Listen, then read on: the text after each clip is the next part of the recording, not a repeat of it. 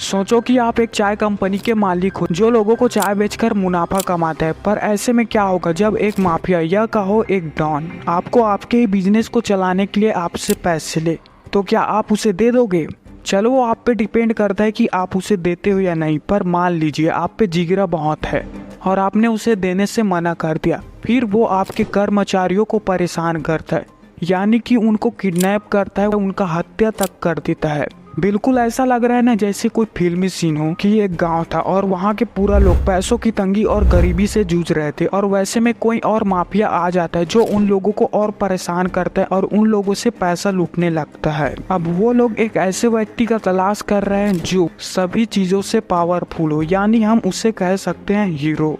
ऐसे ही हुआ 1979 में यूएलएफए द्वारा चाय तोड़ने वाले कर्मचारियों के साथ। जब ऐसे हो रहा था तब टाटा टी ने एक रक्षक की तरह आया और सभी मामलों को शांत कराया। वैसे नहीं बॉस, मारपीट करके। तो पूरा स्टोरी जानने के लिए आगे जरूर बढ़ेंगे, पर आपका वैल्यूबल टाइम यहाँ इन्वेस्ट हो रहा है तो आप जान लीजिए कि आपको इस वीडियो से बहुत से जानकारियाँ मिलेंगे जो आपके बिजनेस और पर्सनल लाइफ में बहुत काम आएगी।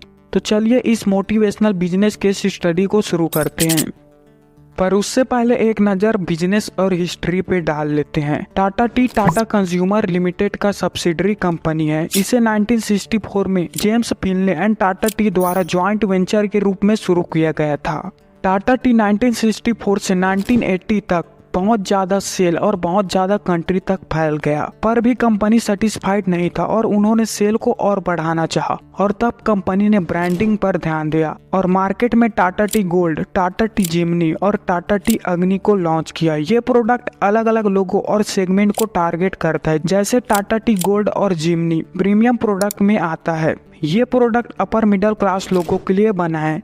टाटा टी अग्नि के ब्रांडिंग कैंपेन में ताज़ा चाय के साथ ताजगी को दिखाया जाता है। जैसे लोग ये चाय पीकर बहुत बड़े बड़े काम कर जाते हैं, और वैसे भी चाय आलस को दूर भगाता है। कैंपेन में अगर और दिखाया जाए जोश, चाय का नाम अग्नि जो सभी आलस को जलाकर खत्म कर दे, तो ऐसे में ये अलग लेवल का प्रोडक्ट बन जाता है। इस ब्रांडिंग के बाद टाटा टी की सेल बहुत ज्यादा बढ़ने लगी। टाटा टी की इस ग्रोथ के बाद टाटा ने ईयर 2000 में टिटली ब्रांड को खरीद लिया, जो वर्ल्ड का सेकेंड मोस्ट बिकने वाला टी ब्रांड है। और तब से टाटा टी आज तक 50 से भी ज्यादा देशों में अपना सर्विस देता है, और टाटा टी की वजह से आज 50,000 लोगों से भी ज्यादा को रोजगार मिल रहा है।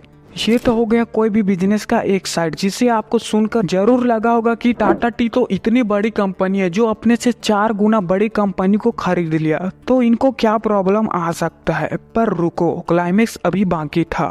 बैक एट 1919 असम भारत, जहां सबसे ज्यादा चाय की पत्ती उगाया जाता है। असम में एक संगठन है यूएलएफए, जिसका पूरा नाम है United liberation front of Assam. इसे 1979 में शुरू किया गया था। इसका शुरू का रीजन और लक्ष्य था भारत से अलग असम राज्य को बनाना। ये संगठन हिंसा के लिए ही बनाया गया था। इस संगठन द्वारा बम धमाका करना और अपहरण जैसे कई हिंसक मामले किए जाते थे। जैसे मध्य प्रदेश और पश्चिम बंगाल को चावल उत्पादन के लिए जाना जाता है, वैसे ही असम को चाय के लिए जाना जाता है। चाय वहाँ के लोगों का मुख्य साधन है आय का। इस कारण हिंसा का शिकार वहाँ के चाय इंडस्ट्री हुआ। असम में काम करने वाले चाय कंपनियों को यूएलएफए द्वारा पैसा मांगा जाता था। कई कंपनियों ने इसे मान भी लिया, और जो नहीं माना उनके ऊपर हमला करना, संपत्ति की चोरी करना और कर्मचारियों का किडनैप भी कर लिया जाता था। यूएलएफए का असर इस समय चाय इंडस्ट्री पर बहुत ज्यादा हुआ था। इस कारण वहाँ के चाय इंडस्ट्री वहाँ अच्छे से ग्रो नहीं कर पा रहे थे। चाय के बगीचे और फैक्ट्री बंद होने लगे। इन सभी मामलों के कारण चाय इंडस्ट्री, कर्मचारी, इन दोनों पर खतरा मंडराने लगा। पर ये तो हो गया प्रॉब्लम। अब इस बीच में टाटा ने क्या किया ये भी जान लेते हैं। टाटा के पास बहुत जिगरा था। उन्होंने साफ मना कर दिया। उन्होंने कहा हम एक भी पैसे नहीं देंगे। अगर हम पैसे देते हैं तो उसका दबदबा फिर बढ़ जाएगा और इस हिंसा को फिर प्रोत्साहन मिल जाता। टाटा टी को समझ में आ गया कि ऐसे मामलों को प्रोत्साहन नहीं बल्कि डट के सामना करना चाहिए। इस कारण टाटा टी ने सुरक्षा को देखते हुए मजबूत सुरक्षा को अपनाया। उन्होंने लॉ और प्राइवेट सुरक्षा एजेंसियों के साथ मिलकर काम किया। इसमें कर्मचारियों का रक्षा करना और इंडस्ट्री में सुरक्षा सिस्टम लगाना, ये सब शामिल था। टाटा टी ने सरकार के साथ भी मिलकर काफी प्रयास किया। बहुत ज्यादा पैसा और पावर लगाने के बाद यूएलएफए का आतंक धीरे धीरे खत्म होने लगा।